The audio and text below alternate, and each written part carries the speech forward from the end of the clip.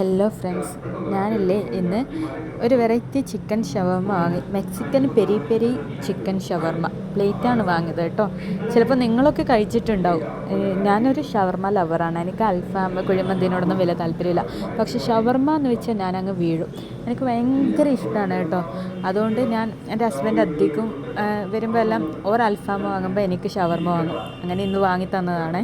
ഇത് കണ്ട, ഈ കുബൂസ് ഇങ്ങനെ പീസാക്കി ഇട്ടിട്ടില്ല, നല്ല രസമുണ്ട്. ആ ഒരു ഷേപ്പിൽ മുറിച്ചിട്ട് അത് ഏകദേശം 10 പീസോളമുണ്ട്.